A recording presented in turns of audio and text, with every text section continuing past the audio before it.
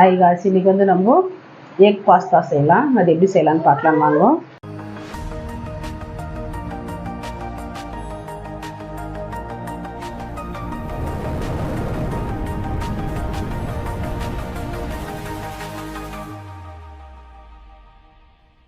இப்போ வந்து நான் நல்லா ஒரு 100-150 கிராம் பாஸ்தா எடுத்துருக்கேன்.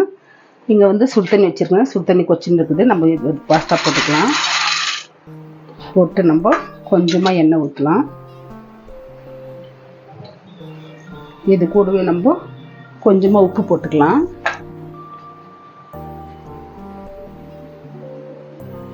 இது வேகட்டும். வெந்த பிறகு அது எப்படின்னு பார்த்துக்கலாம். இப்போ வந்து பாஸ்தா வந்து நம்மளுக்கு ரெடி ஆயிடுச்சு. வந்து தண்ணி எடுத்துக்கலாம். இது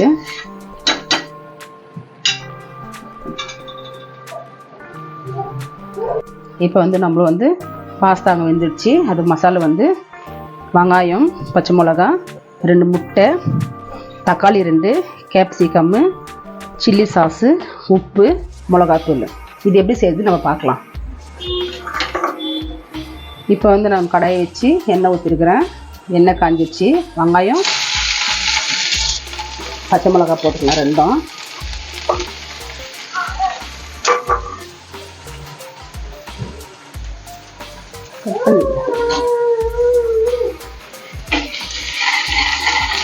வதங்கட்டும். இது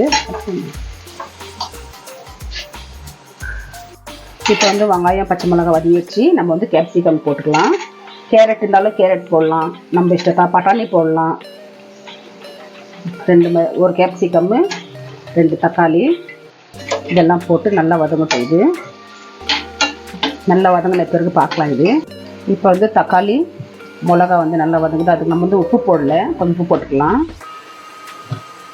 கொஞ்சமாக நம்ம வந்து வெறும் மிளகாத்தூள் போட்டுக்கலாம். கொஞ்சம் காரமாக நல்லாயிருக்கும். அதனால இப்போ வந்து நான் சில்லி சாஸ்,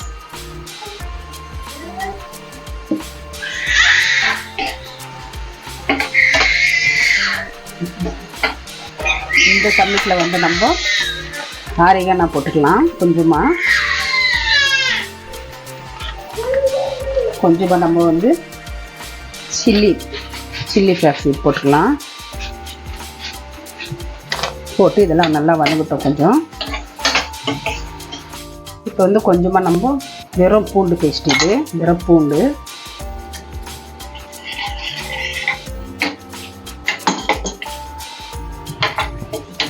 இப்போ வந்து நம்ம வேக வச்ச பாஸ்தா போட்டுக்கலாம்.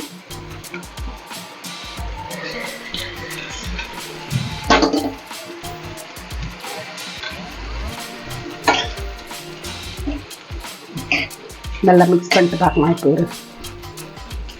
இப்போ வந்து நான் இங்கே வந்து சீஸ் வச்சுருக்கேன். சீஸ் நம்ம போட்டுக்கலாம்.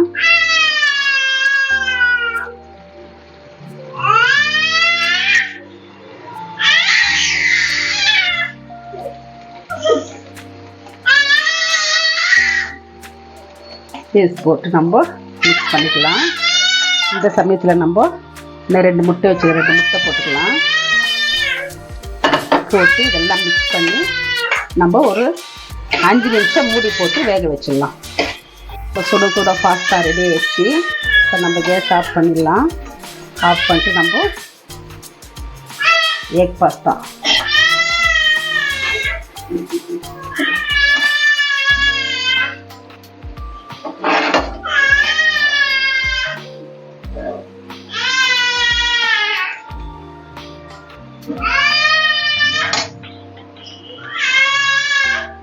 இப்போ நான் எக் பாஸ்தா செய்து பார்த்துருப்பீங்க. இதோட இந்த வீடியோ முடியுது. நெக்ஸ்ட் வீடியோவில் பார்க்கலாம்.